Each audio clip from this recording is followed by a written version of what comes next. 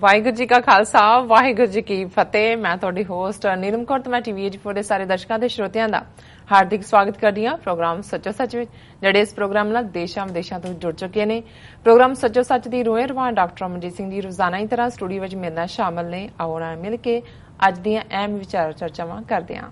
ਜੀ ਡਾਕਟਰ ਸਾਹਿਬ ਵਾਹਿਗੁਰੂ ਜੀ ਕਾ ਖਾਲਸਾ ਵਾਹਿਗੁਰੂ ਜੀ ਕੀ ਫਤਿਹ। ਜੀ ਡਾਕਟਰ ਸਾਹਿਬ ਜੀ ਆਇਆਂ ਨੂੰ ਪ੍ਰੋਗਰਾਮ ਸੱਚੋ ਸੱਚ ਵਿੱਚ ਬਹੁਤ ਸ਼ੁਕਰੀਆ। ਜੀ ਡਾਕਟਰ ਸਾਹਿਬ ਅੱਜ 10 ਅਕਤੂਬਰ 2017 26 असू नानक शाही संमत 549 ਦਾ ਦਿਨ ਹੈ ਤੇ ਡਾਕਟਰ ਸਾਹਿਬ ਪ੍ਰੋਗਰਾਮ ਸ਼ੁਰੂ ਕਰਨ ਤੋਂ ਪਹਿਲਾਂ ਅਸੀਂ ਆਪਣੇ ਦਰਸ਼ਕਾਂ ਤੇ ਸਰੋਤਿਆਂ ਨੂੰ ਰੋਜ਼ਾਨਾ ਦੀ ਤਰ੍ਹਾਂ ਦੱਸ ਦਈਏ ਵੀਅਰਸ, ਜੇ ਤੁਸੀਂ ਹੱਕ ਸੱਚ ਇਨਸਾਫ ਤੇ ਪਹਿਰਾ ਦਿੰਦਾ ਇੱਕੋ ਇੱਕ ਚੈਨਲ TV84 ਨੂੰ ਦੇਖਣਾ ਚਾਹੁੰਦੇ ਹੋ ਤਾਂ ਤੁਸੀਂ ਦੇਖ ਸਕਦੇ ਹੋ ਸਪੈਕਟਰਮ ਕੇਬਲ, ਆਰਸੀਐਨ ਕੇਬਲ, ਬੈਲ5 cable in Canada, roku, Jadoo box, ਸ਼ਾਵਾ, ਫੇਸਬੁੱਕ, ਗਲੋਬਲ CPN ਦੀ ਐਪ ਰਾਹੀਂ, TV84 ਦੀ ਐਪ ਰਾਹੀਂ ਆਨਲਾਈਨ ਸਟ੍ਰੀਮਿੰਗ ਤੁਸੀਂ TV84 ਨੂੰ ਦੇਖ ਸਕਦੇ ਹੋ। ਵੀਅਰਸ, ਜੇ ਤੁਸੀਂ TV84 ਨਾਲ ਜਾਂ ਪ੍ਰੋਗਰਾਮ ਸੱਚੋ ਸੱਚ ਨਾਲ ਫੇਸਬੁੱਕ ਰਾਹੀਂ ਜੁੜੇ ਹੋ ਤਾਂ ਇਸ ਨੂੰ ਜ਼ਿਆਦਾ ਤੋਂ ਜ਼ਿਆਦਾ ਲਾਈਕ ਕਰੋ ਜਾਂ ਸ਼ੇਅਰ ਕਰੋ। ਸ਼ੁਕਰੀਆ ਜੀ ਡਾਕਟਰ ਸਾਹਿਬ। ਪ੍ਰੋਗਰਾਮ ਦੀ ਸ਼ੁਰੂਆਤ ਕਰਦੇ ਹਾਂ ਅੱਜ ਦੇ ਪਹਿਲੇ ਇਸ਼ੂ ਦੇ ਨਾਲ। ਜੀ ਡਾਕਟਰ ਸਾਹਿਬ ਕੀ ਕਹਿਣਾ ਚਾਹੁੰਦੇ ਹੋ? ਦੇਖੋ, ਅੱਜ ਜਿਹੜਾ ਮੈਂ ਓਪਨਿੰਗ ਇਸ਼ੂ ਚੁਣਿਆ ਉਹ ਕੱਲ ਦੇ ਟੌਪਿਕ ਦੀ ਆਲਮੋਸਟ ਕੰਟੀਨਿਊਟੀ ਹੈ ਜੀ। ਕਾਰਨ ਇਹ ਕਿ ਅਸੀਂ ਇਹ ਮਹਿਸੂਸ ਕਰਦੇ ਹਾਂ ਕਿ ਹੁਣ ਉਹ ਸਮਾਂ ਆ ਗਿਆ ਹੈ ਜਦੋਂ ਕਿ ਸਿੱਖ ਪਛਾਣ ਦੀ ਲੜਾਈ ਜਿਹੜੀ ਕਿ ਲਗਭਗ 100 ਸਾਲ ਪਹਿਲਾਂ ਇਸ ਮੁਲਕ ਦੇ ਵਿੱਚ ਸਿੱਖਾਂ ਦੀ ਆਮਦ ਦੇ ਨਾਲ ਸ਼ੁਰੂ ਹੋਈ ਔਰ ਲਗਾਤਾਰਤਾ ਨਾਲ ਰਹੀ। 9/11 ਜਿਹੜਾ ਇੱਕ ਬਹੁਤ ਵੱਡੀ ਟ੍ਰੈਜਡੀ ਸੀ, ਅਮਰੀਕਾ ਦੇ ਲੋਕਾਂ ਲਈ ਵੀ ਸੀ, ਕੁੱਲ ਮਨੁੱਖਤਾ ਲਈ ਵੀ ਸੀ ਜੀ, ਪਰ ਸਾਡੇ ਲਈ ਇਹ ਹੋਰ ਵੀ ਜ਼ਿਆਦਾ ਜਾਨ ਦਾ ਖਾਊ ਬਣਿਆ ਕਿਉਂਕਿ ਇੱਕਦਮ ਜਿਹੜੇ ਹੇਟ ਕ੍ਰਾਈਮ ਨੇ, ਨਸਲੀ ਨਫ਼ਰਤ ਤੇ ਆਧਾਰਿਤ ਜਿਹੜੇ ਕ੍ਰਾਈਮ ਸੀ ਉਹ ਬਹੁਤ ਜ਼ਿਆਦਾ ਵਧੇ। ਨਤੀਜੇ ਦੇ ਤੌਰ ਤੇ ਜਿਹੜਾ ਇੱਕਦਮ ਇੱਕ ਖੌਫ ਵੀ ਆਇਆ ਔਰ ਸੈਂਕੜਿਆਂ ਕੇਸ ਇਸ ਦੌਰ ਦੇ ਵਿੱਚ ਜਿਹੜੇ ਰਿਕਾਰਡਡ ਨੇ ਜੀ ਉਹਦੇ 'ਚ। ਔਰ ਹਮੇਸ਼ਾ ਹੀ ਜਦੋਂ ਕੋਈ ਜ਼ੁਲਮ ਹੁੰਦਾ ਹੈ ਉਸ ਦੇ ਦੋ ਕਿਸਮ ਦੇ ਪ੍ਰਭਾਵ ਹੁੰਦੇ ਨੇ। ਬਹੁਤ ਵਾਰ ਇਹ ਵੀ ਅਕਸਰ ਇੱਕ ਅਖਾਣ ਬਣ ਗਿਆ ਜਿਹੜਾ ਸਾਰਾ ਠੀਕ ਨਹੀਂ ਹੈ ਕਿ ਜੀ ਜਿਹੜਾ ਹੈ ਉਹ ਜ਼ੁਲਮ ਜਿਹੜਾ ਹੈ ਅਲਟੀਮੇਟਲੀ ਖਤਮ ਹੋ ਜਾਂਦਾ ਹੈ, ਜ਼ੁਲਮ ਦਾ ਅੰਤ ਹੁੰਦਾ ਹੈ। ਇਹਦੇ 'ਚ ਕੋਈ ਸ਼ੱਕ ਨਹੀਂ ਹੈ, ਵੱਡੇ ਕੌਨਟੈਕਸਟ 'ਚ ਸਟੇਟਮੈਂਟ ਠੀਕ ਹੈ, ਲੇਕਿਨ ਜੇ ਤੁਸੀਂ ਜ਼ੁਲਮ ਨੂੰ ਚੈਲੰਜ ਨਾ ਕਰੋ, ਜ਼ੁਲਮ ਦੇ ਸਾਹਮਣੇ ਖਲੋਵੋ ਨਾ ਜੀ, ਜ਼ੁਲਮ ਨੂੰ ਵੰਗਾਰੋ ਨਾ, ਬਿਲਕੁਲ, ਤੇ ਫਿਰ ਉਹ ਜ਼ੁਲਮ ਸਦੀਆਂ ਤੱਕ ਵੀ ਕਾਇਮ ਰਹਿੰਦਾ ਹੈ। ਔਰ ਇਹ ਇਸ ਗੱਲ ਦਾ ਜੇ ਅਸੀਂ ਸਬੂਤ ਦੇਖੀਏ ਕਿ ਕਿੰਨੇ ਅੰਪਾਇਰ, ਆਟੋਮੈਨ ਅੰਪਾਇਰ ਹੋਏ, ਅਫਗਾਨ ਹੋਏ, ਫਿਰ ਮੁਗਲਾਂ ਦਾ ਹੋਏ ਔਰ ਬ੍ਰਿਟਿਸ਼ ਕਲੋਨੀਅਲਸ ਹੋਣ, ਨਾਰਥ ਅਮਰੀਕਾ ਹੋਏ, ਸਾਊਥ ਅਮਰੀਕਾ ਹੋਏ, ਕਿੰਨੀਆਂ ਸਦੀਆਂ ਜਿਹੜੇ ਨੇ ਉਹ ਕਲੋਨੀਅਲਸ ਨੇ ਰਾਜ ਕੀਤਾ ਜੀ। ਔਰ ਬੜੀ ਥੋੜੀ ਗਿਣਤੀ ਜੋ ਆਪਣਾ ਹੁਕਮ ਚਲਾਉਂਦੇ ਰਹੇ, ਲੋਕ ਉਹਦੇ ਥੱਲੇ ਪਿਸਦੇ ਰਹੇ। ਔਰ ਹਾਂ, ਜਦੋਂ ਕੋਈ ਸਰਕਮਸਟਾਂਸ ਬਦਲ ਜਾਂਦੇ ਨੇ, ਅੰਦਰੂਨੀ ਉਹਨਾਂ ਦੇ ਫੁੱਟ ਪੈ ਜਾਂਦੀ ਹੈ, ਲੋਕਾਂ ਦੇ ਵਿੱਚ ਜਾਗਰਤੀ ਆਉਂਦੀ ਹੈ ਔਰ ਸਮਾਂ ਪਾ ਕੇ ਫਿਰ ਤਬਦੀਲੀ ਹੁੰਦੀ ਹੈ। ਸੋ ਇਸੇ ਤਰ੍ਹਾਂ ਸੱਚ ਤੇ ਝੂਠ ਦੀ ਗੱਲ ਵੀ ਹੈ। ਅਸੀਂ ਕਈ ਵਾਰੀ ਇਹ ਕਵਾਂਗੇ ਕਿ ਜੀ, ਔਰ ਇਹਦੇ ਲਈ ਅਸੀਂ ਗੁਰਬਾਣੀ ਦੀ ਇਹ ਤੁਕ ਕੋਟ ਕਰਦੇ ਹਾਂ, ਕੂੜ ਨਖੁੱਟੈ ਨਾਨਕਾ ਓੜਕ ਸੱਚ ਰਹੀ ਜੀ, ਕਿ ਅਲਟੀਮੇਟਲੀ ਜਿਹੜਾ ਕੂੜ ਹੈ, ਝੂਠ ਹੈ, ਉਹ ਹਾਰਦਾ ਤੇ ਸੱਚ ਦੀ ਜਿੱਤ ਹੁੰਦੀ ਹੈ। ਔਰ ਇਸ ਗੱਲ ਦਾ ਵੀ ਧਿਆਨ ਰਹੇ ਕਿ ਇਹ ਸਟੇਟਮੈਂਟ ਜਾਂ ਇਹ ਫਰਮਾਨ ਅਲਟੀਮੇਟ ਟਰੂਥ ਲਈ ਹੈ, ਰੱਬ ਦੇ ਦਰਬਾਰ ਲਈ ਹੈ, ਜਿੱਥੇ ਜਿਹੜਾ ਉੱਥੇ ਸੱਚੋ ਹੀ ਸੱਚ ਨਿਬੜੈ, ਚੁਣ ਵੱਖ ਕੱਢੇ ਜਜਮਾਲੇ, ਥਾਏ ਨਾ ਪਾਇਨ ਕੂੜਿਆਰ ਮੂੰਹ ਕਾਲੇ ਦੋਜ਼ਖ ਚਾਲਿਆ। ਸੋ ਜ਼ਾਹਿਰ ਹੈ ਵੀ ਇਹ ਉੱਥੇ ਨਿਰੰਕਾਰ ਦੀ ਦਰਗਾਹ ਦੇ ਵਿੱਚ, ਰੱਬ ਦੀ ਦਰਗਾਹ ਦੇ ਵਿੱਚ ਉੱਥੇ ਸੱਚ ਦਾ ਸਿੱਕਾ ਚੱਲਦਾ ਔਰ ਜਿਹੜੇ ਕੂੜੇ ਨੇ ਉਹ ਵੱਖ ਕੀਤੇ ਜਾਂਦੇ ਨੇ। ਲੇਕਿਨ ਜਦੋਂ ਅਸੀਂ ਆਮ ਦੁਨੀਆ ਦੇ ਵਿੱਚ 7-8 ਹਜ਼ਾਰ ਸਾਲ ਦੇ ਮਨੁੱਖੀ ਇਤਿਹਾਸ 'ਚ ਦੇਖੀਏ ਤੇ ਫਿਰ ਜ਼ਿਆਦਾ ਸਮਾਂ ਕੂੜ ਦਾ ਹੀ ਬੋਲਬਾਲਾ ਰਿਹਾ ਹੈ। ਇਸ ਕਰਕੇ ਨਹੀਂ ਕਿ ਕੂੜ ਦੇ ਕੋਲ, ਵੈਸੇ ਅਸੀਂ ਕਹਿੰਦੇ ਜੀ ਝੂਠ ਦੇ ਪੈਰ ਨਹੀਂ ਹੁੰਦੇ, ਵਾਕਈ ਝੂਠ ਦੇ ਪੈਰ ਨਹੀਂ ਹੁੰਦੇ, ਪਰ ਪੈਰੋਂ ਕੱਢਣ ਲਈ ਜਿਹੜੇ ਹੈ ਹੀ ਨਹੀਂ ਪੈਰ, ਉਹਨੂੰ ਇਹ ਦੱਸਣ ਲਈ ਵੀ ਤੇਰੇ ਪੈਰ ਨਹੀਂ ਨੇ ਔਰ ਤੈਨੂੰ ਪੈਰੋਂ ਕੱਢਣਾ, ਉਹਨੂੰ ਚੈਲੰਜ ਤਾਂ ਕਰਨਾ ਪੈਂਦਾ। ਬਿਲਕੁਲ, ਜੇ ਤੁਸੀਂ ਚੈਲੰਜ ਨਾ ਕਰੋ, ਘਰ ਬੈਠਿਆਂ ਸੱਚ ਨਹੀਂ ਜਿੱਤਦਾ ਹੈ। ਔਰ ਜਿਵੇਂ ਇਹ ਕਹਾਣੀ ਅਕਸਰ ਮੈਂ ਉਹ ਸੁਣਾਉਂਦਾ ਹੈ ਕਿ ਕਿਵੇਂ ਉਹ ਕੂੜ ਔਰ ਜਿਹੜਾ ਸੱਚ ਦੀਆਂ ਦੇਵੀਆਂ ਦੀ ਸਟਰਗਲ, ਤੇ ਉਹਨੇ ਕੂੜ ਦੀ ਦੇਵੀ ਜਿਹੜੀ ਆ ਉਹ ਸੱਚ ਦੀ ਦੇਵੀ ਦੇ ਕੱਪੜੇ ਪਾ ਕੇ ਦੌੜ ਗਈ ਜੀ। ਸੋ ਇਸ ਲਈ ਅਸੀਂ ਨੇਕਡ ਟਰੂਥ ਕਹਿੰਦੇ ਹਾਂ। ਅਸੀਂ ਕਹਿੰਦੇ ਜੀ ਸੱਚ ਕੌੜਾ ਹੁੰਦਾ ਹੈ, ਨੰਗਾ ਸੱਚ ਹੁੰਦਾ ਹੈ, ਜਾਂ ਮੈਂ ਜਿਹੜਾ ਬਿਲਕੁਲ ਬੇਅਰ ਟਰੂਥ ਬੋਲ ਰਹੇ ਹਨ ਜੀ। ਸੋ ਜ਼ਾਹਿਰ ਹੈ ਕਿ ਇਹ ਗੱਲ ਵੀ ਠੀਕ ਹੈ ਕਿ ਵੀ ਜਦੋਂ ਤੁਹਾਨੂੰ ਕੋਈ ਚੀਜ਼ ਕਈ ਵਾਰ ਤੁਸੀਂ ਕਿਸੇ ਚੀਜ਼ ਨੂੰ ਚੁੱਪ ਕਰਕੇ ਅਣਦੇਖਿਆ ਕਰਦੇ ਹੋ ਜਾਂ ਉਹਦਾ ਤੁਹਾਨੂੰ ਅਹਿਸਾਸ ਵੀ ਨਹੀਂ ਹੁੰਦਾ ਜੀ। ਫਿਰ ਕੁਝ ਆਲ ਆਫ ਅ ਸਡਨ ਐਸਾ ਵਾਪਰਦਾ ਹੈ, ਤੁਹਾਨੂੰ ਲੱਗਣ ਲੱਗਦਾ ਹੈ ਕਿ ਵੀ ਨਹੀਂ ਸਾਨੂੰ ਕੁਝ ਕਰਨ ਦੀ ਲੋੜ ਹੈ, ਉਹਦੇ ਚੋਂ ਐਫਰਟ ਨਿਕਲਦਾ ਜਿਹਨੂੰ ਫਿਰ ਅੰਗਰੇਜ਼ੀ 'ਚ ਅਸੀਂ ਕਹਿੰਦੇ ਜੀ ਬਲੈਸਿੰਗ ਇਨ ਡਿਸਗਾਈਜ਼। ਭਾਵੇਂ ਕੋਈ ਸਿਚੁਏਸ਼ਨ ਸਾਡੇ ਲਈ ਟ੍ਰੈਜੇਡੀ ਸੀ ਪਰ ਉਹ ਸਾਡੇ ਲਈ ਨਿਯਮਤ ਬਣ ਗਈ ਕਿਉਂਕਿ ਉਹਦੇ ਚੋਂ ਜਾਗਰੂਕਤਾ ਆਈ, ਜਾਗਰੂਕਤਾ ਚੋਂ ਅਸੀਂ ਕੰਮ ਸ਼ੁਰੂ ਕੀਤਾ ਜਾਂ ਪੰਜਾਬੀ 'ਚ ਅਸੀਂ ਕਹਿੰਦੇ ਕੁੱਬੇ ਨੂੰ ਲੱਤ ਰਾਸ ਆਈ। ਹੁਣ ਕੁੱਬ ਪਿਆ ਹੋਇਆ ਸੀ, ਕਿਸੇ ਨਾਲ ਕੋਈ ਝਗੜਾ ਹੋਇਆ, ਉਹਨੇ ਲੱਤ ਮਾਰੀ ਤੇ ਉਹ ਲੱਤ ਦੀ ਕੁੱਬ ਸਿੱਧਾ ਹੋ ਗਿਆ। ਹੁਣ ਅਸੀਂ ਇਹ ਸਮਝਦੇ ਹਾਂ ਵੀ 9/11 ਸਾਡੇ ਲਈ ਬਲੈਸਿੰਗ ਇਨ ਡਿਸਗਾਈਜ਼ ਵੀ ਹੋਇਆ। ਹਾਲਾਂਕਿ ਇਹ ਨਹੀਂ ਹੈ ਵੀ ਉਸ ਤੋਂ ਪਹਿਲਾਂ ਜਦੋਂ 1979 ਦੇ ਵਿੱਚ ਉਸ ਦੌਰ 'ਚ ਆਇਤੁੱਲਾ ਖਮੀਨੀ ਈਰਾਨ ਦੇ ਵਿੱਚ ਉਭਰਿਆ, ਇਰਾਨੀਅਨ ਰੈਵੋਲੂਸ਼ਨ ਆਇਆ, ਸੋ ਜ਼ਾਹਿਰ ਹੈ ਕਿ ਅਮਰੀਕਨ ਹੌਸਟੇਜ ਲੈ ਲਏ ਗਏ ਸੀ ਐਮਬੈਸੀਜ਼ ਚੋਂ ਕਿੰਨਾ ਚਿਰ, ਔਰ ਵੱਡਾ ਕ੍ਰਾਈਸਿਸ ਜਿਹਦੇ ਚੋਂ ਈਵਨ ਜਿਮੀ ਕਾਰਟਰ ਦਾ ਵੀ ਜਲੂਸ ਨਿਕਲਿਆ, ਉਹਨਾਂ ਨੂੰ ਹੌਸਟੇਜਸ ਜਿਹੜੇ ਲਏ ਸੀ ਅਮਰੀਕਨ, ਉਹਨਾਂ ਨੂੰ ਛਡਾਉਣ ਦਾ ਮਿਸ਼ਨ ਫੇਲ ਹੋਇਆ। ਉਸ ਪੀਰੀਅਡ 'ਚ ਜਦੋਂ ਅਸੀਂ ਅਮਰੀਕਾ 'ਚ ਜਾਂ ਪੱਛਮੀ ਜਗਤ ਦੇਖਦੇ ਹਾਂ ਤੇ ਸਿੱਖਾਂ ਦੇ ਉੱਤੇ ਇੱਕਾ ਦੁੱਕਾ ਅਟੈਕ ਹੁੰਦੇ ਸੀ ਇਹ ਸਮਝ ਕੇ ਕਿ ਜੀ ਇਹ ਈਰਾਨੀ ਨੇ, ਕਿਉਂਕਿ ਖਮੀਨੀ ਦੀ ਜਿਹੜੀ ਦਸਤਾਰ ਹੈ ਉਹ ਵੀ ਕਾਲੀ ਗੋਲ ਔਰ ਉਸ ਕਿਸਮ ਦੀ ਉਹਦੀ ਸ਼ਕਲ ਆਪਣਾ ਜਿਵੇਂ ਬਾਬਾ ਹੁੰਦਾ ਇਵੇਂ ਲੱਗਦਾ। ਸੋ ਉਸ ਦੇ ਥੱਲੇ ਜਿਹੜਾ 20 ਅਟੈਕ ਹੋਏ, ਲੇਕਿਨ ਉਦੋਂ ਇੰਨਾ ਨੰਬਰ ਵੀ ਨਹੀਂ ਸੀ ਬਾਹਰ, ਬਹੁਤ ਜ਼ਿਆਦਾ ਇਹ 70ਵਿਆਂ ਦੀ ਲੇਟ 70ਵਿਆਂ ਦੀ 80ਵਿਆਂ ਦੀ ਬਿਗਨਿੰਗ 'ਚ ਗੱਲ ਸ਼ੁਰੂ ਹੋਈ। ਪਰ 9/11 ਤੋਂ ਬਾਅਦ ਜ਼ਾਹਰ ਹੈ ਵੀ 1984 ਤੋਂ ਬਾਅਦ ਵੱਡੀ ਗਿਣਤੀ ਸਿੱਖ ਅਮਰੀਕਾ, ਕੈਨੇਡਾ, ਵੈਸਟਰਨ ਵਰਲਡ ਦੇ ਵਿੱਚ ਆਏ ਔਰ ਉਸ ਸਾਰੇ ਚੋਂ ਹੇਟ ਕ੍ਰਾਈਮਸ ਦਾ ਜਿਹੜਾ ਇਨ ਹੰਡਰਡਸ ਵਾਕਿਆਤ ਹੋਏ ਔਰ ਅਜੇ ਵੀ ਇੱਕਾ ਦੁੱਕਾ ਜਿਹੜੇ ਨੇ ਉਹ ਜਾਰੀ ਨੇ। ਹੁਣ ਇਸ ਦੌਰ ਦੇ ਵਿੱਚ ਜਦੋਂ ਮੈਂ ਦੇਖਦਾ ਕਿ ਵੀ ਆਲ ਆਫ ਅ ਸਡਨ ਜਿਹੜਾ ਬੇਸ਼ੱਕ 100 ਸਾਲ ਤੱਕ ਸਾਡਾ ਜਦੋਂ ਤੋਂ ਅਸੀਂ ਇੱਥੇ ਆਏ ਬਹੁਤਾ ਜ਼ੋਰ ਗੁਰਦੁਆਰਿਆਂ ਦੇ ਵਿੱਚ ਹੀ ਸੀ। ਗੁਰਦੁਆਰੇ ਅਸੀਂ ਜ਼ਰੂਰ ਬਣਾਏ, ਆਉਂਦੇ ਆਂ ਸਭ ਤੋਂ ਪੁਰਾਣਾ ਗੁਰਦੁਆਰਾ ਜਿਹੜਾ 1912-13 ਦੇ ਵਿੱਚ ਜਿਹੜਾ ਉਹ Pacific cost Khalsa Diwan society Stockton ਹੋਣ ਦੇ ਵਿੱਚ ਆਇਆ ਔਰ ਹੌਲੀ ਅੱਜ 200 ਤੋਂ ਜ਼ਿਆਦਾ ਗੁਰਦੁਆਰਾ ਸਾਹਿਬ ਅਮਰੀਕਾ 'ਚ ਹੋਣਗੇ। ਔਰ ਇਹਦੇ 'ਚ ਵੀ ਕੋਈ ਸ਼ੱਕ ਨਹੀਂ ਹੈ ਕਿ 1960ਵਿਆਂ ਦੇ ਵਿੱਚ ਜਦੋਂ ਇਮੀਗ੍ਰੇਸ਼ਨ ਇੱਥੇ ਲਾਅ ਥੋੜੇ ਰਿਲੈਕਸ ਹੋਏ ਤੇ ਸਭ ਤੋਂ ਪਹਿਲਾਂ ਜਿਹੜੇ ਨੇ ਡਾਕਟਰਸ, ਇੰਜੀਨੀਅਰਸ ਆਏ ਜਿਹੜੇ ਕੁਆਇਟ ਕਲਾਸੀ ਕੈਟਾਗਰੀ 'ਚ ਆ ਜਾਂਦੇ ਨੇ। ਔਰ 80ਵਿਆਂ 'ਚ ਜਿਹੜੇ ਬਹੁਤ ਸਾਰੇ ਜਦੋਂ ਪੰਜਾਬ ਦੇ ਵਿੱਚ ਭਾਰਤੀ ਫੌਜ ਦੇ ਜ਼ੁਲਮਾਂ ਦੀ ਕਹਾਣੀ ਸ਼ੁਰੂ ਹੋਈ ਤੇ ਉਸ ਦੌਰ ਦੇ ਵਿੱਚ ਅਸੀਂ ਦੇਖਦੇ ਹਾਂ ਕਿ ਵੀ ਕਿਵੇਂ ਅਸਾਈਲਮ ਦੇ ਲਈ ਹਜ਼ਾਰਾਂ ਦੀ ਗਿਣਤੀ 'ਚ ਸਿੱਖ ਬਾਹਰ ਨਿਕਲੇ ਔਰ ਉਹ ਗਿਣਤੀ ਹੁਣ ਤਾਂ ਲੱਖਾਂ 'ਚ ਹੋਏਗੀ ਜਦੋਂ ਉਹਨਾਂ ਦੇ ਸਾਰੇ ਪਰਿਵਾਰ ਔਰ ਦੂਸਰੇ ਵੀ ਆਏ।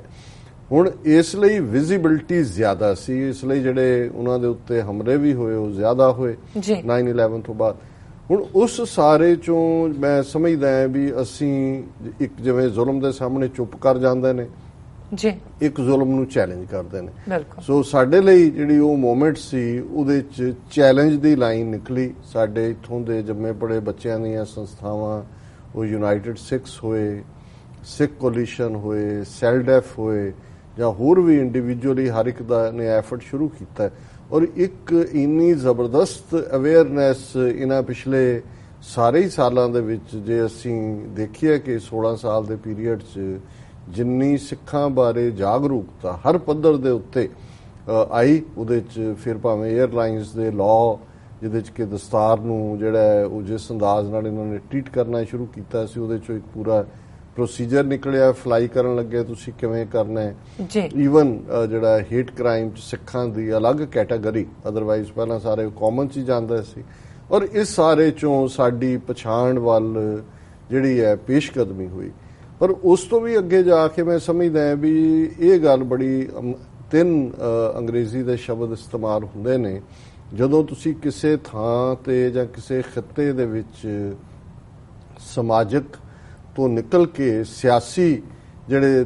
ਤੌਰ ਤਰੀਕੇ ਨੇ ਉਹ ਅਪਣਾਉਂਦੇ, ਉਹਨਾਂ 'ਚ ਇੱਕ ਓਪੀਨੀਅਨ ਮੇਕਰ ਹੁੰਦੀ, opinion making, law making, decision making. So ਜ਼ਾਹਰ ਹੈ opinion maker, law maker, decision maker. ਹੁਣ ਓਪੀਨੀਅਨ ਮੇਕਰ ਇੱਕ ਤਾਂ ਤੁਹਾਡਾ ਡੇ ਟੂ ਡੇ ਵਿਹਾਰ ਹੁੰਦਾ ਜਿਹੜਾ ਲੋਕਾਂ ਦੇ ਵਿੱਚ, ਤੁਸੀਂ ਟੈਕਸੀ ਚਲਾਉਂਦੇ ਹੋ, ਤੁਹਾਡਾ ਕਸਟਮਰਸ ਦੇ ਨਾਲ ਕੀ ਬਿਹੇਵ ਹੈ, ਤੁਸੀਂ ਸਟੋਰ ਰਨ ਕਰਦੇ ਹੋ, ਤੁਸੀਂ ਡਾਕਟਰ ਹੋ, ਇੰਜੀਨੀਅਰ ਹੋ, ਤੁਹਾਡੇ ਸੁਭਾਅ 'ਚ ਨਮਰਤਾ ਹੈ ਤੁਹਾਡੇ ਵਿਹਾਰ ਦੇ ਵਿੱਚ ਇਮਾਨਦਾਰੀ ਹੈ, ਤੁਹਾਡੇ ਚਿਹਰੇ ਤੇ ਮੁਸਕਰਾਹਟ ਹੈ, ਤੁਸੀਂ ਵੈਲਕਮਿੰਗ ਹੋ, ਤੁਸੀਂ ਜਿਸ ਮਹੱਲੇ ਜਿਸ ਥਾਂ ਦੇ ਉੱਤੇ ਰਹਿੰਦੇ ਹੋ ਗੁਆਂਢੀਆਂ ਦੇ ਨਾਲ ਤੁਸੀਂ ਹੈਲੋ ਹਾਈ ਕਰਦੇ ਹੋ, ਔਰ ਤੁਸੀਂ ਇਨਕਲੂਸਿਵ ਹੁੰਦੇ ਹੋ, ਔਰ ਉਹਨਾਂ ਦੀ ਦੁੱਖ ਸੁੱਖ ਦੇ ਵਿੱਚ ਕਿਤੇ ਚੈਰਿਟੀ ਹੈ ਕੋਈ ਹੋਰ ਹੈ ਤੁਸੀਂ, ਸੋ ਇਹ ਤੁਹਾਡਾ ਇੱਕ ਜਨਰਲ ਜਿਹੜੀ ਹੈ ਪਰਸੈਪਸ਼ਨ ਬਣਦੀ ਹੈ ਕਿ ਦੇ ਆਰ ਗੁੱਡ ਪੀਪਲ ਜੀ। ਫਿਰ ਅਸੀਂ ਦੇਖਦੇ ਹਾਂ ਕਿ ਬਹੁਤ ਵਾਰ ਜਿਹੜੀ ਸਿਆਸੀ ਲੈਵਲ ਦੇ ਉੱਤੇ, ਕਿਉਂਕਿ ਚੈਲੰਜ ਕੱਲਾ ਇਹ ਨਹੀਂ ਸੀ ਕਿ 9/11 ਨਾਲ ਆਇਆ, ਜਾਂ ਕਿਉਂਕਿ ਜਿਹੜੀ ਹਕੂਮਤ ਨੇ 47 ਤੋਂ 84 ਤੱਕ 37 ਸਾਲ ਦੇ ਵਿੱਚ ਸਿੱਖਾਂ ਨੂੰ ਕ੍ਰਿਮੀਨਲ ਟ੍ਰਾਈਬ ਤੋਂ ਲੈ ਕੇ ਸਾਡੇ ਸੈਂਕਟਮ ਸੈਂਕਟਰਮ, ਸਾਡੇ ਦਿਲ, ਸਾਡਾ ਵਜੂਦ ਜਿੱਥੇ ਹੈ ਦਰਬਾਰ ਸਾਹਿਬ ਅੰਮ੍ਰਿਤਸਰ ਅਕਾਲ ਤਖਤ, ਉਸ ਨੂੰ ਟੈਂਕਾਂ ਤੋਪਾਂ ਦੇ ਹਮਲੇ ਦਾ ਸ਼ਿਕਾਰ ਬਣਾਇਆ। ਉੱਥੇ ਉਹਨਾਂ ਨੇ ਇਸ ਗੱਲ ਨੂੰ ਯਕੀਨੀ ਬਣਾਇਆ, ਉਹਨਾਂ ਨੂੰ ਪਤਾ ਸੀ ਕਿ ਜੋ ਜ਼ੁਲਮ ਉੱਥੇ ਕਰ ਰਹੇ ਨੇ ਉਸ ਨੂੰ ਬਾਹਰਲੇ ਸਿੱਖ ਆਵਾਜ਼ ਦੇਣਗੇ। ਕੈਨੇਡਾ ਦੇ ਵਿੱਚ ਆਲਰੇਡੀ ਜਿਹੜੀ ਹੈ 84 ਤੋਂ ਪਹਿਲਾਂ ਹੀ 200 ਤੋਂ ਜ਼ਿਆਦਾ ਸਿੱਖ ਜਿਹੜੇ ਨੌਜਵਾਨ ਉਹ ਬੋਟ ਰਾਹੀਂ ਪਹੁੰਚੇ ਸੀ, ਔਰ ਉਦੋਂ ਇਹ ਕਾਫੀ ਚਰਚਾ ਦਾ ਇਸ਼ੂ ਸੀ। ਸੋ ਉਹਨਾਂ ਨੇ ਇਸ ਗੱਲ ਨੂੰ ਵੀ ਯਕੀਨੀ ਬਣਾਇਆ ਕਿ ਸਿੱਖਾਂ ਨੂੰ ਬਦਨਾਮ ਕਰਨ ਦੇ ਲਈ ਪੂਰਾ ਇੱਕ ਨਾ ਪੱਖੀ ਪ੍ਰੋਪੇਗੈਂਡਾ ਇਹਨਾਂ ਦੀਆਂ ਐਮਬੈਸੀਆਂ, ਕੌਂਸੂਲੇਟਸ ਦੂਜਿਆਂ ਨੇ ਚਲਾਇਆ ਕਿ ਸਿੱਖਾਂ ਨੂੰ ਦਹਿਸ਼ਤਗਰਦ ਬਣਾਇਆ ਜਾਏ। ਉਹਦੇ ਲਈ ਜੂਨ 84 ਦੀ ਇਵੈਂਟ ਜਿਹੜੇ ਇਨਫੈਕਟ ਘੱਲੂਘਾਰਾ ਸਾਡੇ ਨਾਲ ਵਰਤਾਇਆ ਗਿਆ, ਉਹਨੂੰ ਉਹਨਾਂ ਨੇ ਇੱਕ ਜਿਹੜਾ ਇਵੇਂ ਪ੍ਰੈਜ਼ੈਂਟ ਕੀਤਾ ਕਿ ਜੀ ਦੇਸ਼ ਤਾਂ ਡੈਮੋਕ੍ਰੇਸੀ ਹੈ ਔਰ ਇਹ ਲਾ ਐਂਡ ਆਰਡਰ ਤੋੜਨ ਵਾਲੇ ਕ੍ਰਿਮੀਨਲ ਲੋਕ ਇਹਨਾਂ ਨੇ ਜਿਹੜਾ ਉਹ ਅੰਦਰ ਸ਼ੈਲਟਰ ਲਈ ਹੋਈ ਸੀ, ਔਰ ਅਸੀਂ ਗੁਰਦੁਆਰਿਆਂ ਦੀ ਪਵਿੱਤਰਤਾ ਬਹਾਲ ਕੀਤੀ। ਗੱਲ ਇੱਥੇ ਹੀ ਨਹੀਂ ਮੁੱਕੀ, ਅਸੀਂ ਦੇਖਦੇ ਹਾਂ ਕਿ ਵਰਸਟ ਟ੍ਰੈਜੇਡੀ ਜਿਹੜੀ ਕੈਨੇਡਾ ਦੀ ਹਿਸਟਰੀ 'ਚ ਔਰ ਸਿੱਖ ਨੁਕਤਾ ਨਿਗਾਹ ਤੋਂ ਜਿਹੜੀ ਇੱਕ ਘਟਨਾ ਨੇ ਸਾਨੂੰ ਬਹੁਤ ਜ਼ਿਆਦਾ ਬਦਨਾਮ ਕੀਤਾ ਔਰ ਉਸ ਦਾ ਪਰਛਾਵਾਂ ਲੰਬਾ ਵਕਤ ਰਿਹਾ, ਉਹ ਸੀ ਕੈਨੇਡਾ ਦੇ ਵਿੱਚ 에ਅਰ ਇੰਡੀਆ ਜਹਾਜ਼ ਕਨਿਸ਼ਕਾ ਦਾ ਹਾਦਸਾ, ਜਿਹਦੇ 'ਚ 332 ਦੇ ਕਰੀਬ ਪੈਸੇਂਜਰ ਕਰੂ ਮਾਰੇ ਗਏ। ਔਰ ਇਹਦੇ 'ਚ ਕੋਈ ਸ਼ੱਕ ਨਹੀਂ ਹੈ ਕਿ ਭਾਵੇਂ ਫਰੰਟ ਚਿਹਰੇ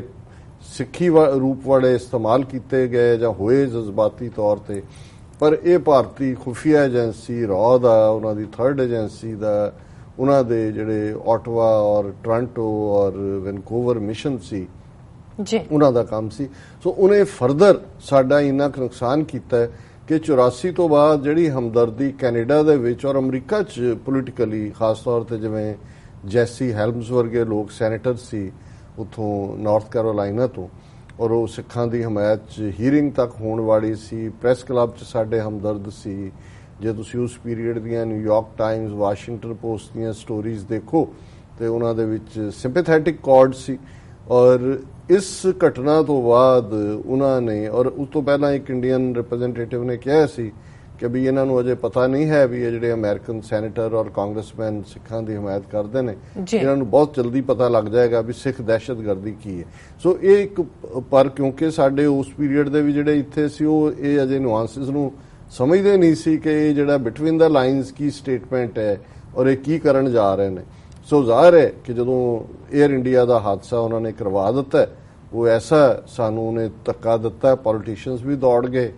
ਦੂਸਰੇ ਵੀ ਜਿਹੜਾ ਨੈਗੇਟਿਵਿਟੀ ਸ਼ੁਰੂ ਹੋ ਗਈ, ਔਰ ਨਤੀਜੇ ਦੇ ਤੌਰ ਤੇ ਸਿੱਖ ਜਿਹੜੇ ਨੇ ਬੜੇ ਮਾਰਜਨਲਾਈਜ਼ ਹੋਏ ਪੰਜਾਬ 'ਚ। ਫਿਰ ਅਸੀਂ ਦੇਖਦੇ ਹਾਂ ਕਿ 84 ਤੋਂ 95 ਤੱਕ ਸਾਡੀ ਇੱਕ ਨਸਲ ਮਾਰ ਦਿੱਤੀ ਗਈ।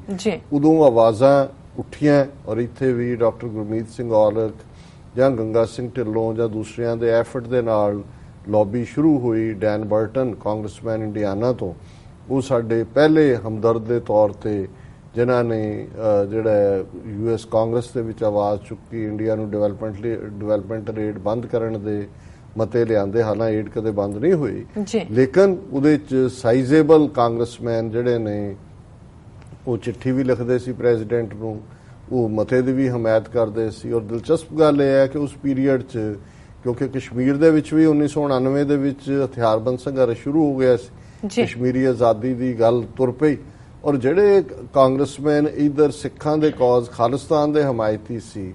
ਉਹੀ ਜਿਹੜੇ ਨੇ ਉਹ ਕਸ਼ਮੀਰੀ ਕੌਜ਼ ਦੇ ਹਮਾਇਤੀ ਵੀ ਸੀ। ਔਰ ਇਹ ਸਿਲਸਿਲਾ ਤੁਰਦਾ ਰਿਹਾ। ਪਰ 9/11 ਨੇ ਉਸ ਤੋਂ ਬਾਅਦ ਜ਼ਾਹਿਰ ਹੈ ਕਿ 9/11 ਇੱਕ ਐਸਾ ਦੁਖਾਂਤ ਸੀ ਕਿ ਉਸ ਤੋਂ ਬਾਅਦ ਜਿਹੜੇ ਤਿੰਨੋਂ ਹੀ ਸ਼ਬਦ ਨੇ, ਫਰੀडम फाइटर, ਮਿਲੀਟੈਂਟ ਔਰ ਟੈਰਰਿਸਟ, ਉਹ ਸਾਰਿਆਂ ਦਾ ਇੱਕੋ ਹੀ ਬਣ ਗਿਆ ਟੈਰਰਿਸਟ। ਸੋ ਦੁਨੀਆ ਭਰ 'ਚ ਜਿਹੜੇ ਫਰੀडम फाइटर ਸੀ, ਆਪਣੀ ਆਜ਼ਾਦੀ ਲਈ ਲੜ ਰਹੇ, ਮਿਲੀਟੈਂਟ ਸੀ, ਉਹ ਸਾਰੇ ਹੀ ਦਹਿਸ਼ਤਗਰਦ ਬਣਾ ਦਿੱਤੇ ਗਏ। ਸੋ ਜ਼ਾਹਰ ਹੈ ਕਿ ਉਸ ਤੋਂ ਬਾਅਦ ਕਾਂਗਰਸ ਦੇ ਵਿੱਚ ਵੀ ਆਵਾਜ਼ ਖਤਮ ਹੋ ਗਈ ਔਰ ਕੁੱਲ ਮਿਲਾ ਕੇ ਅਮਰੀਕਾ ਦੀ ਜਿਹੜੀ ਅਟੈਂਸ਼ਨ ਹੈ ਉਹਨਾਂ ਦੀ ਆਪਣੀ ਮੇਨਲੈਂਡ ਦੇ ਉੱਤੇ ਅਟੈਕ ਹੋਇਆ ਔਰ ਇਹਦੇ ਕਰਕੇ ਅਫਗਾਨਿਸਤਾਨ ਪ੍ਰਾਇਰਟੀ ਬਣ ਗਿਆ, ਫਿਰ ਇਰਾਕ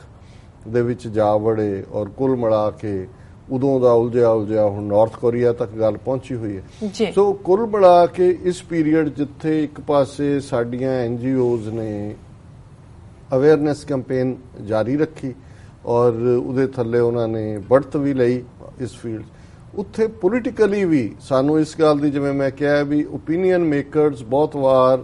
ਤੁਹਾਡੇ ਯੂਨੀਵਰਸਿਟੀਜ਼ 'ਚ ਬੈਠੇ ਲੋਕ ਹੁੰਦੇ ਨੇ, ਤੁਹਾਡੇ ਥਿੰਕ ਟੈਂਕ ਹੁੰਦੇ ਨੇ ਜਾਂ ਇਹਨਾਂ ਦੇ ਜਿਹੜੇ ਥਿੰਕ ਟੈਂਕ ਨੇ ਉਹਨਾਂ 'ਚ ਤੁਸੀਂ ਆਪਣਾ ਕੀ ਦਿੰਦੇ ਹੋ, ਤੁਹਾਡੇ 'ਚੋਂ ਕੋਈ ਰਾਈਟਰ ਨਿਕਲਦਾ ਹੈ, ਕੋਈ ਜਰਨਲਿਸਟ ਨਿਕਲਦਾ ਹੈ, ਕੋਈ ਸਪੋਰਟਸਮੈਨ ਨਿਕਲਦਾ ਹੈ ਔਰ ਉਹ ਤੁਹਾਨੂੰ ਫਿਰ ਫੋਲੋ ਕਰਦੇ ਨੇ ਤੁਹਾਡੇ ਵਿਹਾਰ ਨਾਲ ਔਰ ਦੂਜੇ।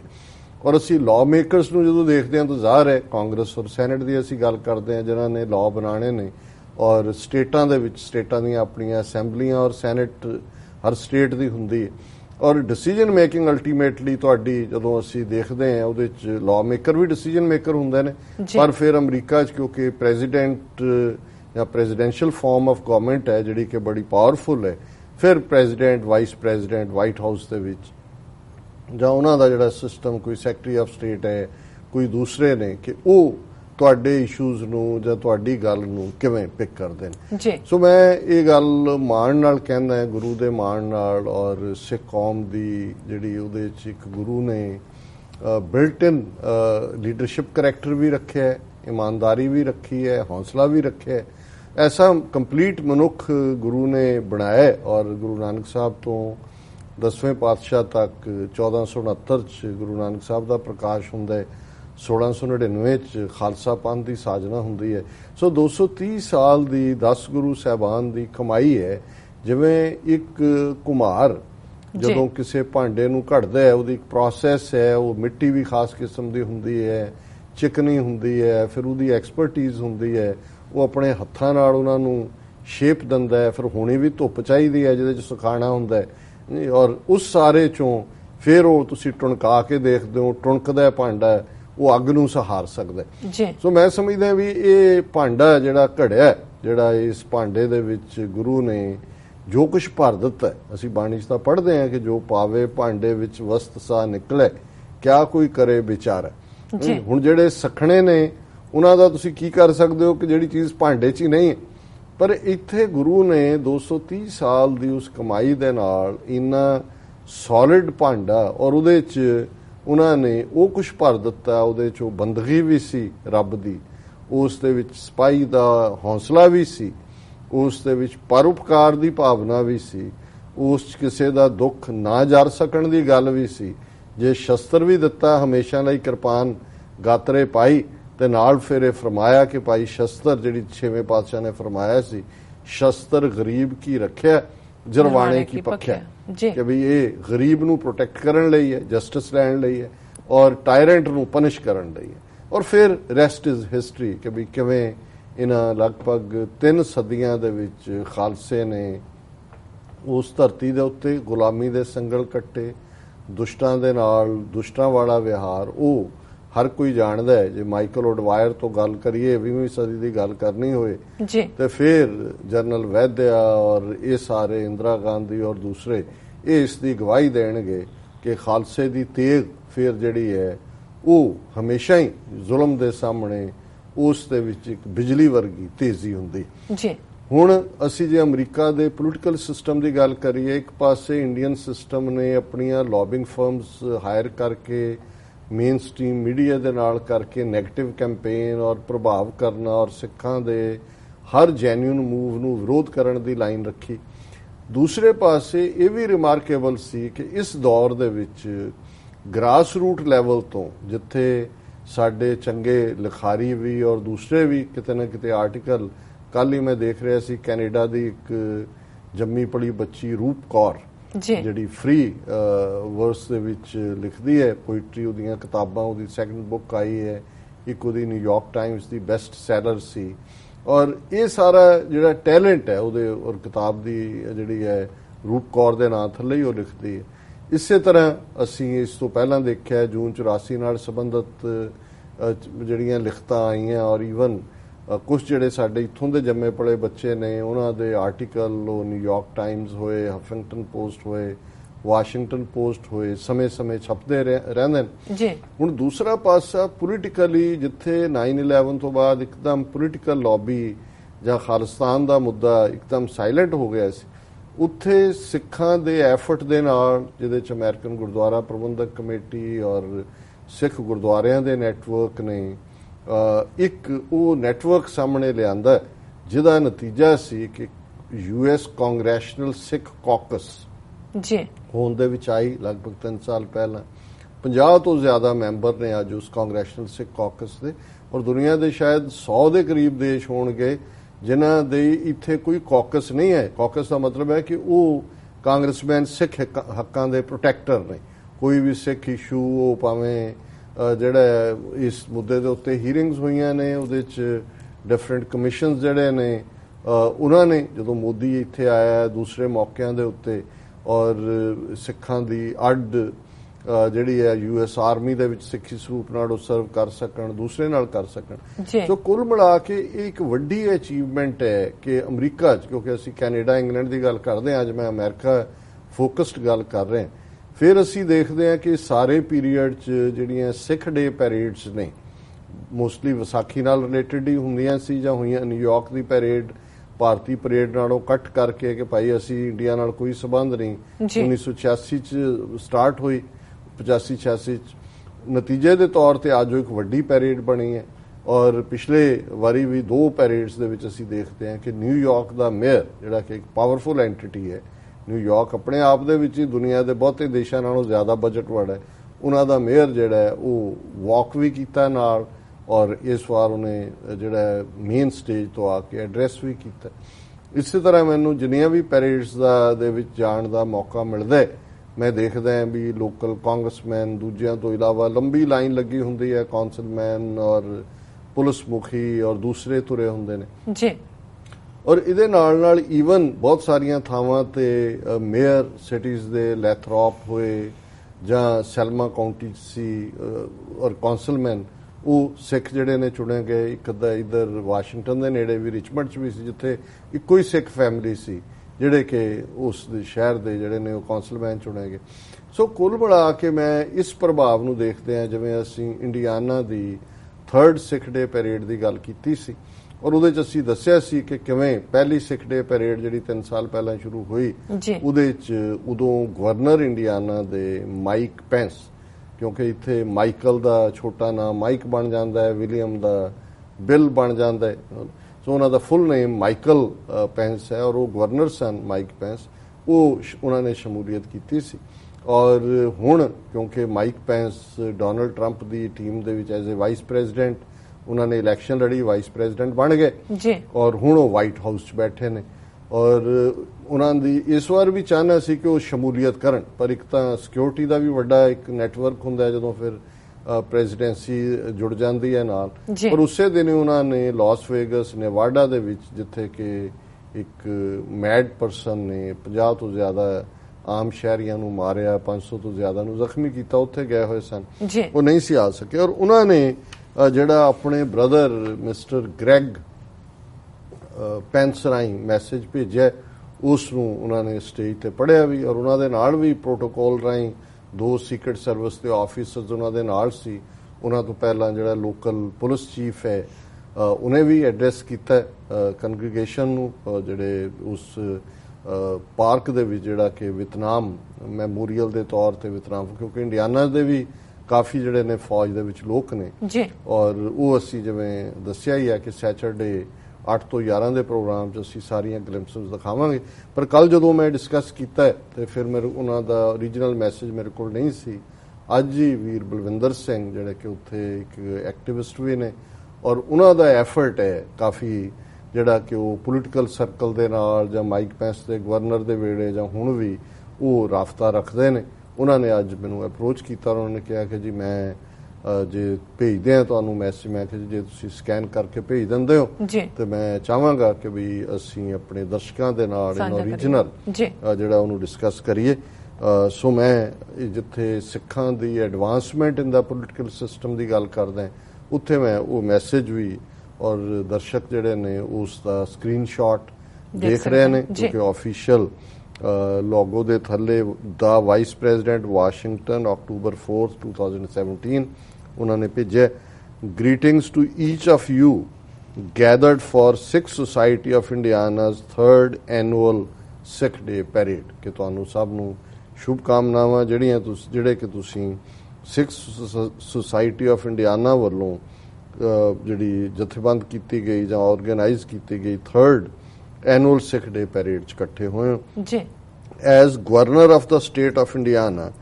I was pleased to join many of you at the first annual Sikh Day Parade in 2015 ਕਿ ਇੰਡੀਆਨਾ ਦੇ ਗਵਰਨਰ ਦੇ ਤੌਰ ਤੇ ਮੈਨੂੰ ਬੜੀ ਖੁਸ਼ੀ ਹੋਈ ਕਿ ਮੈਂ 2015 ਦੇ ਵਿੱਚ ਜਿਹੜੀ ਤੁਹਾਡੀ ਪਹਿਲੀ ਸਾਲਾਨਾ ਸਿੱਖ ਡੇ ਪੈਰੇਡ ਸੀ ਉਹਦੇ 'ਚ ਮੈਂ ਸ਼ਮੂਲੀਅਤ ਕੀਤੀ ਸੀ since then you have assembled each year in downtown Indianapolis to spread renewed understanding and appreciation for the Sikh religion, history and culture. ਉਹਦੇ ਤੋਂ ਲੈ ਕੇ ਹੁਣ ਤੱਕ ਤੁਸੀਂ ਹਰ ਸਾਲ ਡਾਊਨਟਾਊਨ ਇੰਡੀਅਨੈਪੋਲਿਸ ਦੇ ਵਿੱਚ ਇਕੱਠੇ ਹੁੰਦੇ ਹੋ ਤਾਂ ਕਿ ਤੁਸੀਂ ਸਿੱਖ ਧਰਮ ਇਤਿਹਾਸ ਔਰ ਸਿੱਖ ਤਹਿਜ਼ੀਬ ਦੀਆਂ ਜਿਹੜੀਆਂ ਕਦਰਾਂ ਕੀਮਤਾਂ ਨੇ ਉਸ ਨੂੰ ਦੂਜਿਆਂ ਤੱਕ ਵੀ ਪਹੁੰਚਾ ਸਕੋ ਤਾਂ ਕਿ ਦੂਸਰੇ ਤੁਹਾਡੇ ਸਿੱਖ ਧਰਮ ਤਹਿਜ਼ੀਬ ਔਰ ਇਤਿਹਾਸ ਨੂੰ ਸਮਝ ਸਕਣ The Sikh community remains close to my heart as the 48th Vice President of the United States, and I join with you in celebrating the rich contributions of Sikhs throughout our nation's history. ਇਹ ਬੜੇ ਮਾਣ ਵਾਲੀ line ਹੈ ਜੀ ਜੀ ਤੁਸੀਂ ਕਹਿੰਦੇ ਵੀ ਤੁਸੀਂ ਮੇਰੇ ਦਿਲ 'ਚ ਵਸਦੇ ਹੋ ਕਿ ਵੀ ਜਦੋਂ ਇਹ ਕਹਿੰਦੇ ਨੇ The Sikh community remains close to my heart. So nice. ਹਾਂ ਕਿ ਵੀ ਮੇਰੇ ਤੁਸੀਂ ਦਿਲ 'ਚ ਵਸਦੇ ਹੋ ਔਰ ਮੈਂ 48ਵੇਂ ਵਾਈਸ ਪ੍ਰੈਜ਼ੀਡੈਂਟ ਦੇ ਤੌਰ ਤੇ ਯੂਨਾਈਟਿਡ ਸਟੇਟਸ ਦੇ ਇਸ ਤੁਹਾਡੀ ਸੈਲੀਬ੍ਰੇਸ਼ਨ ਦੇ ਵਿੱਚ ਔਰ ਉਸ ਦੇ ਵਿੱਚ ਜਿੱਥੇ ਕਿ ਸਿੱਖਾਂ ਦੀ ਇਸ ਅਮਰੀਕਾ ਦੇ ਇਤਿਹਾਸ ਦੇ ਵਿੱਚ ਬਹੁਤ ਵੱਡੀ ਦੇਣ ਹੈ ਯੋਗਦਾਨ ਹੈ ਉਸ ਨੂੰ ਮੈਂ ਤੁਹਾਡੇ ਨਾਲ ਮਿਲ ਕੇ ਸੈਲੀਬ੍ਰੇਟ ਕਰਦਾ ਜੀ The freedom to live out our convictions in the public square is the birthright of every American. ਕਿ ਜਿਹੜੇ ਸਾਡੇ ਵਿਸ਼ਵਾਸ ਨੇ ਉਹਨਾਂ ਮੁਤਾਬਕ ਜਨਤਕ ਜੀਵਨ ਦੇ ਵਿੱਚ ਵੀ ਜੀ ਸਕਣਾ ਹਰ ਅਮਰੀਕਨ ਦਾ ਜਨਮ ਸਿੱਧ ਅਧਿਕਾਰ ਹੈ ਬਰਥ ਰਾਈਟ ਹੈ President Donald Trump and I appreciate your dedication to this ideal and your vital participation in our nation's public life. President Donald Trump ਤੇ ਮੈਂ ਤੁਹਾਡੇ ਇਸ ਆਦਰਸ਼ ਨੂੰ ਜਿਹੜਾ ਔਰ ਤੁਹਾਡੀ ਡੈਡੀਕੇਸ਼ਨ ਜਿਹੜੀ ਹੈ ਆਪਣੇ ਧਰਮ ਪ੍ਰਤੀ ਔਰ ਸਾਰੇ ਨੇਸ਼ਨ ਦੀ ਜ਼ਿੰਦਗੀ ਦੇ ਵਿੱਚ ਪਬਲਿਕ ਲਾਈਫ ਤੁਹਾਡੀ ਸ਼ਮੂਲੀਅਤ ਇਸ ਦੀ ਅਸੀਂ ਸ਼ਲਾਘਾ ਕਰਦੇ ਹਾਂ ਜੀ under the president's leadership we will continue to ensure that Sikhs and all Americans have the freedom to add their voices and values to the tapestry of our great country. President the leadership ਦੇ ਥੱਲੇ ਅਸੀਂ ਇਸ ਗੱਲ ਨੂੰ ਹਮੇਸ਼ਾ ਯਕੀਨੀ ਬਣਾਵਾਂਗੇ ਕਿ ਸਿੱਖ ਤੇ ਬਾਕੀ ਅਮਰੀਕਨ ਉਹ ਆਜ਼ਾਦੀ ਦੇ ਨਾਲ ਆਪਣੀ ਆਵਾਜ਼ ਵੀ ਬੁਲੰਦ ਕਰ ਸਕਣ ਔਰ ਆਪਣੀਆਂ ਕਦਰਾਂ ਕੀਮਤਾਂ ਇਸ ਮਹਾਨ ਦੇਸ਼ ਦੇ ਟੈਪੈਸਟਰੀ ਹੁੰਦਾ ਜਿਹਨੂੰ ਅਸੀਂ ਮੌਜ਼ਿਕ ਵੀ ਕਹਿੰਦੇ ਹਾਂ ਜਿਵੇਂ ਵੰਨ-ਸੁਵੰਨੇ ਚਿੱਤਰ ਹੁੰਦੇ ਨੇ ਇੱਕ ਚਿੱਤਰ ਕਲਾ ਦੇ ਵਿੱਚ ਜਿਵੇਂ ਤੁਹਾਡੇ ਅੱਡ-ਅੱਡ ਜਿਹੜਾ ਅਸੀਂ ਕਹਿੰਦੇ ਹਾਂ ਵੀ ਅੱਡ-ਅੱਡ ਫੁੱਲਾਂ ਦਾ ਗੁਲਦਸਤਾ ਇਹ ਟੈਪੈਸਟਰੀ ਵੀ ਹੈ ਇਹ ਮੌਜ਼ਿਕ ਵੀ ਹੈ ਕਿ ਉਸ ਦੇ ਵਿੱਚ ਜਿਹੜਾ ਤੁਹਾਡੀਆਂ ਵੀ ਕਦਰਾਂ ਕੀਮਤਾਂ ਔਰ ਤੁਹਾਡੀ ਆਵਾਜ਼ ਵੀ ਉਹਦੇ 'ਚ ਰਲ ਸਕੇ please know of my appreciation for your help leading America towards a more perfect union ਔਰ ਮੈਂ ਇਸ ਗੱਲ ਨੂੰ ਵੀ ਜਿਹੜਾ ਉਹ ਤੁਹਾਡੀ ਮਦਦ ਦੀ ਐਪਰੀਸ਼ੀਏਸ਼ਨ ਕਰਦਾ ਕਿ ਤੁਸੀਂ ਅਮਰੀਕਾ ਨੂੰ ਇੱਕ ਮਹਾਨ ਯੂਨੀਅਨ ਬਣਾਉਣ ਦੇ ਲਈ ਕੰਮ ਕੀਤਾ ਕਰਦੇ ਹੋ You have my best wishes for a successful and enjoyable parade. ਮੈਂ ਤੁਹਾਡੀ ਇਸ ਪੈਰੇਡ ਦੇ ਲਈ ਤੁਹਾਨੂੰ ਆਪਣੀਆਂ ਸ਼ੁਭ ਕਾਮਨਾਵਾਂ ਪੈਰੇਡ ਦੀ ਕਾਮਯਾਬੀ ਲਈ ਔਰ ਤੁਸੀਂ ਇਸ ਦਾ ਆਨੰਦ ਮਾਣੋ May God bless you and may God bless America. ਰੱਬ ਤੁਹਾਨੂੰ ਜਿਹੜਾ ਉਹ ਬਲੈਸ ਕਰੇ ਜਿਸ ਨੂੰ ਅਸੀਂ ਆਸ਼ੀਰਵਾਦ ਵੀ ਕਹਿ ਦਿੰਦੇ ਹਾਂ ਔਰ ਅਸੀਸ ਵੀ ਕਹਿੰਦੇ ਔਰ ਗॉड ਬਲੈਸ ਅਮਰੀਕਾ। ਇਹ ਜ਼ਾਹਰ ਹੈ ਕਿ ਰੱਬ ਜੀ। ਅਮਰੀਕਾ ਨੂੰ ਬਲੈਸ ਕਰੇ। Michael R Pence vice president of United States. Very nice. So ਅਸੀਂ ਜਿੱਥੇ ਇਹ ਸਮਝਦੇ ਹਾਂ ਵੀ ਇਹ ਸਾਡੀ ਅਮਰੀਕਨ ਸਿਸਟਮ ਦੇ ਵਿੱਚ ਇੱਕ ਸਕਸੈਸ ਹੈ, ਜੀ ਉੱਥੇ ਇੰਡੀਆਨਾ ਦੇ ਇਹ ਸਾਰੇ ਵੀਰ ਭੈਣਾਂ ਔਰ ਖਾਸ ਤੌਰ ਤੇ ਸਿੱਖ ਸੁਸਾਇਟੀ ਆਫ ਇੰਡੀਆਨਾ ਜਿਨ੍ਹਾਂ ਦੇ ਐਫਰਟ ਦੇ ਨਾਲ ਇਹ ਪੈਰੇਡ ਹੁੰਦੀ ਹੈ, ਇਸ ਦੇ ਲਈ ਵਧਾਈ ਦੇ ਜੀ ਡਾਕਟਰ ਸਾਹਿਬ ਬਿਲਕੁਲ ਤੁਹਾਡਾ ਬਹੁਤ ਬਹੁਤ ਸ਼ੁਕਰੀਆ। ਇੱਥੇ ਲੈਣੇ ਬ੍ਰੇਕ ਤੋਂ ਪਹਿਲਾਂ ਅਸੀਂ ਆਪਣੇ ਦਰਸ਼ਕਾਂ ਤੇ ਸਰੋਤਿਆਂ ਨੂੰ ਅਪੀਲ ਕਰਦੀ ਹੈ ਵਿਊਅਰਸ, ਅਸੀਂ ਚਾਹੁੰਦੇ ਹਾਂ ਤੁਸੀਂ TV 84 ਦੀ ਵੱਧ ਤੋਂ ਵੱਧ ਮਾਈਕ ਸਹਾਇਤਾ ਕਰੋ। ਤੁਸੀਂ ਆਪਣੀ ਮਾਈਕ ਸਹਾਇਤਾ ਸਾਡੀ ਵੈਬਸਾਈਟ tv84.tv ਤੇ ਜਾ ਕੇ ਇਹਨਾਂ 3 ਵੇਜ਼ ਰਾਹੀਂ ਡੋਨੇਟ ਕਰ ਸਕਦੇ ਹੋ, ਜਿਸ ਤਰ੍ਹਾਂ ਕਿ one time donation, monthly donation, ਜਾਂ ਫਿਰ ਤੁਸੀਂ ਚੈੱਕ ਬਣਾ ਕੇ ਸਾਡੇ ਇਸ ਪਤੇ ਤੇ ਸਾਨੂੰ ਮੇਲ ਕਰ ਸਕਦੇ ਹੋ 36-01 37th Avenue Long Island city New York 11101 USA, ਜਾਂ ਫਿਰ ਤੁਸੀਂ ਸਾਨੂੰ ਫੋਨ ਰਾਹੀਂ ਵੀ ਸਾਡੇ ਇਸ ਨੰਬਰ ਤੇ ਸੰਪਰਕ ਕਰ ਸਕਦੇ ਹੋ 5164060694। ਸ਼ੁਕਰੀਆ ਵਿਊਅਰਸ, ਵਿਚਾਰਾਂ ਦਾ ਸਿਲਸਿਲਾ ਇਸ ਤਰ੍ਹਾਂ ਚੱਲਦਾ ਰਹੇਗਾ। ਮਿਲਦੇ ਹਾਂ ਆਫਟਰ ਦਿਸ ਸ਼ਾਰਟ ਬ੍ਰੇਕ।